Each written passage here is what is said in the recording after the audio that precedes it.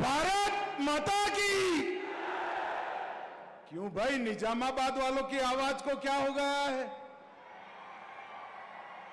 मोदी जी दिल्ली में है, उनके तक आवाज जानी चाहिए। दोनों हाथ उठाइए, तेलंगाना में सरकार बनाने के निश्चय की मुट्ठी भींचिए और प्रचंड आवाज से बोलिए, भारत माता की जय श्री राम, जय जय श्री राम। मंच पर उपस्थित मेरे साथी मंत्री और तेलंगाना भाजपा अध्यक्ष श्रीमान किशन रेड्डी जी, मेरे साथी मंत्री पूर्व अध्यक्ष श्री बंडी संजय कुमार जी, मेरे मित्र और संसद सदस्य श्रीमान एटेला राजेंद्र जी, जो हल्दी बोर्ड के पीछे पड़ गए थे और निजामाबाद में हल्दी बोर्ड लाने में जिनका बड़ा योगदान है, ऐसे हमारे सांसद अरविंद धर्मपुरी जी, श्री के लक्ष्मण हमारे सांसद जी, अब जोर से ताली बजाना। राष्ट्रीय हल्दी बोर्ड के पहले अध्यक्ष पल्ले गंगा रेड्डी जी, श्री ए महेश्वर रेड्डी जी, श्री पैडी राकेश रेड्डी जी, श्री दंपल सूर्यनारायण राव जी, श्री दिनेश कुलाचारी जी, और आज निजामाबाद की ये वीर भूमि पर आए हुए प्यारे भाइयों, बहनों, माताओं और मेरे जिगर के टुकड़े जैसे युवा मित्रों, आप सभी को नमस्कार। भाइयों बहनों, सबसे पहले तो मैं देश भर के, निजामाबाद के और पूरे तेलंगाना के हल्दी के किसानों को बहुत बहुत बधाई देना चाहता हूं, क्योंकि आज हमारे नेता और प्रधानमंत्री नरेंद्र मोदी जी ने 2023 के चुनाव में जो वादा किया था हल्दी बोर्ड बनाने का, न केवल वो वादा पूरा किया है, हल्दी बोर्ड का हेडक्वार्टर भी इस इंदौर की धरती पर देकर यहां पर हल्दी किसानों का काम कर दिया है। भाइयों बहनों, मोदी जी जो वादा करते हैं उसको पूरा करते हैं, इसीलिए कहते हैं मोदी जी को कहते हैं वो करते हैं। भाइयों बहनों, यहां आने के पहले निजामाबाद के लोकप्रिय नेता स्वर्गस्थ डी श्रीनिवासन श्रीनन्ना जी का आदम कद प्रतिमा का यहां उद्घाटन किया है। मैं श्री डी श्रीनिवासन जी को बहुत बहुत मनपूर्वक याद कर कर श्रद्धांजलि देना चाहता हूं। भाइयों बहनों, आज बड़े हर्ष का दिन है। मोदी जी ने देश भर के हल्दी किसानों की 40 साल 4 दशक पुरानी मांग को आज पूरा कर दिया और हल्दी बोर्ड को चालू कर दिया है। हमारे सांसद अरविंद धर्मपुरी, किशन रेड्डी, इटेला राजेंद्र जी और मेरे साथी बंडी संजय कुमार जी का बड़ा योगदान है ये हल्दी बोर्ड के लाने के लिए। आज मैं निजामाबाद की इस किसान सम्मेलन को कहना चाहता हूं, एक बार दोनों हाथ खड़ा कर कर मोदी जी के समर्थन में अपने स्थान पर खड़ा होकर जोर से ताली बजाकर धन्यवाद करिए हल्दी बोर्ड के लिए। मोदी जी ने वादा जो किया था वो वादे को पूरा किया बैठे बैठे, और इससे हमारे निजामाबाद की, तेलंगाना की, भारत की हल्दी आने वाले दिनों में विश्व के बाजार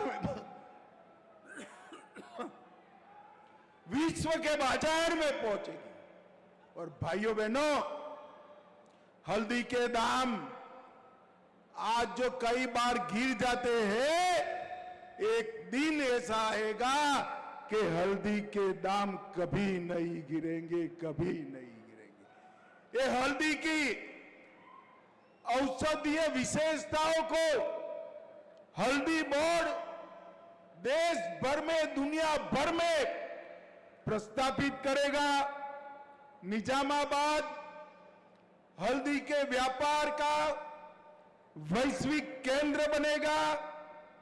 एफपीओ को ताकत मिलेगी, किसानों को ताकत मिलेगी, और इसके साथ साथ भारत सरकार ने 2 कोऑपरेटिव बनाए हैं, भारत एक्सपोर्ट कोऑपरेटिव लिमिटेड और भारत ऑर्गेनिक। ये दोनों का ब्रांच यहां पर हम निजामाबाद में खोलने का भी निर्णय कर चुके हैं। और भाइयों बहनों, इसका पैकेजिंग, मार्केटिंग और एक्सपोर्ट तीनों के लिए हम बहुत जल्दी एक पूरी व्यवस्था बनाएंगे। और ऑर्गेनिक किसान जो हल्दी का उत्पादन करते हैं, इसको अमेरिका, यूरोपियन संघ, कनाडा, यूके, वियतनाम, स्विट्जरलैंड और ऑस्ट्रेलिया जो ऑर्गेनिक हल्दी की खपत करते हैं, वहां तक पहुंचाने का काम भी हम करेंगे। भाइयों बहनों, मैं यहां आया हूं तब मैं ऑपरेशन सिंदूर की भी बात करना चाहता हूं।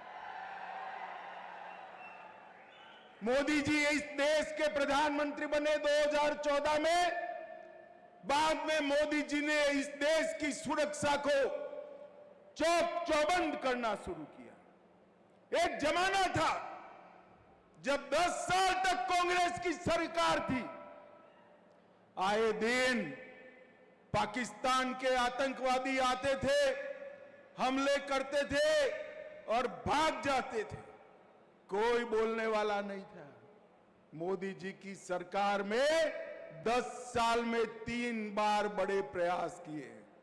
उरी में किया, पुलवामा में किया और पहलगांव में भी किया। उरी में किया, सर्जिकल स्ट्राइक की, पुलवामा में किया, एयर स्ट्राइक की, और पहलगांव में किया, पाकिस्तान में घर में घुसकर ठोकने का काम किया। पहलगांव के हमले के बाद मोदी जी ने कहा था कि इनको बड़ा सबक सिखाएंगे, और पाकिस्तान धमकी दे रहा था एटम बम के। कांग्रेसी सोचते थे कुछ नहीं होगा, कुछ नहीं होगा, कुछ नहीं होगा, और एक दिन रात को हमारे सेना के बहादुर जवानों ने आतंकी संस्थाओं के हेडक्वार्टर को उड़ाकर सैकड़ों आतंकवादियों को धराशायी कर दिया। और आज भी राहुल गांधी कुछ न कुछ सवाल खड़े कर रहे हैं। अरे राहुल बाबा, क्या साबिती मांग रहे हो? ये पाकिस्तान वालों के हुलिया देखो तो मालूम पड़ जाएगा। जो कहते थे कि हम भारत को चैन से सोने नहीं देंगे, उनके हेडक्वार्टर को उड़ाने का काम हमारे नेता नरेंद्र मोदी ने किया। नरेंद्र मोदी। और भाइयों बहनों, सिर्फ ऑपरेशन सिंदूर नहीं, मोदी जी ने इस देश को सुरक्षित किया। 4 दशक से नक्सलवादी इस देश का आदिवासियों के क्षेत्र में 40,000 लोगों का जान गया।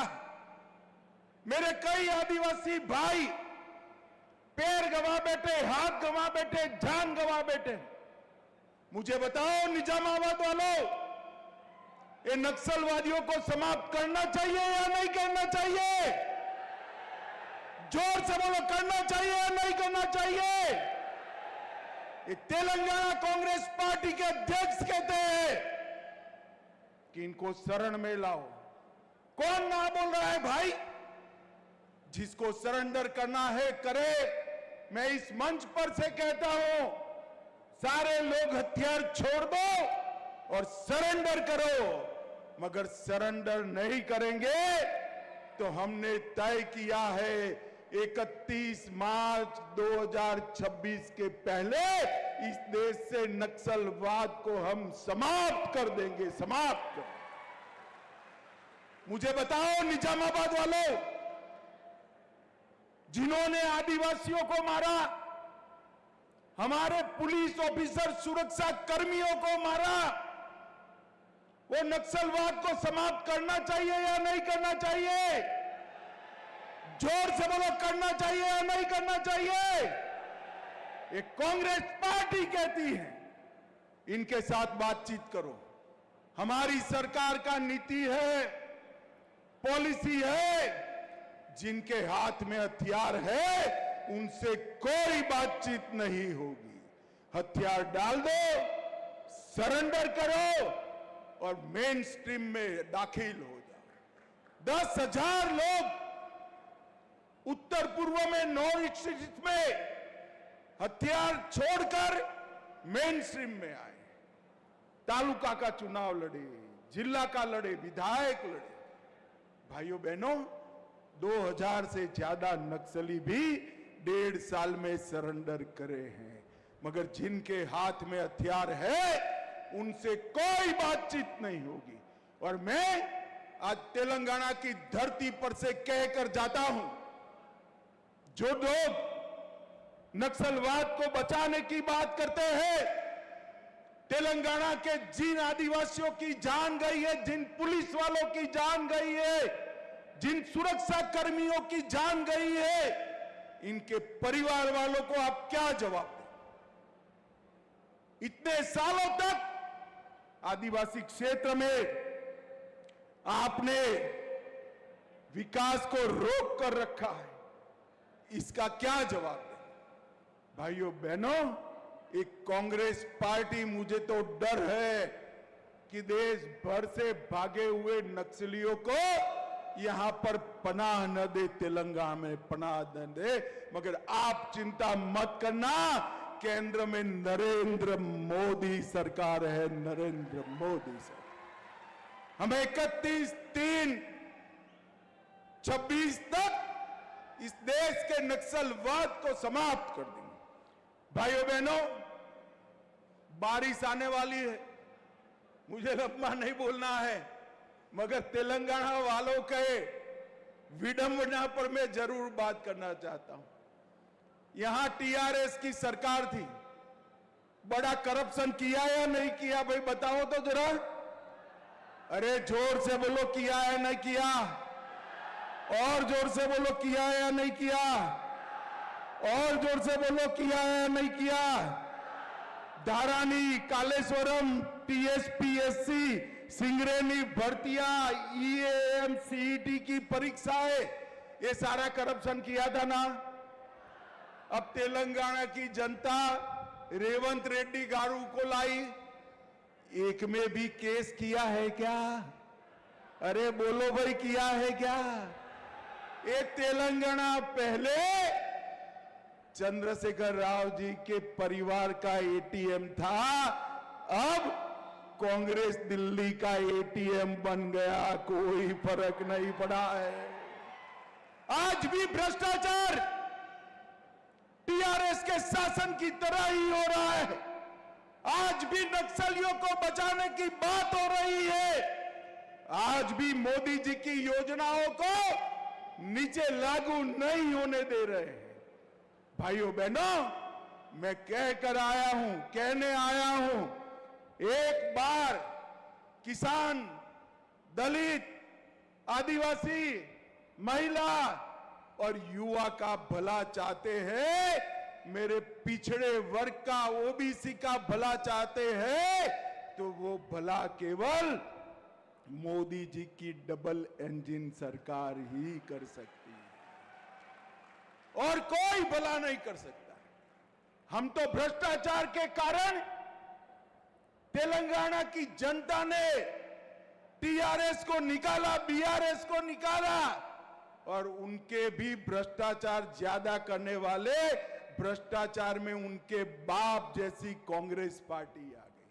तेलंगाना वहीं का वहीं रह गया।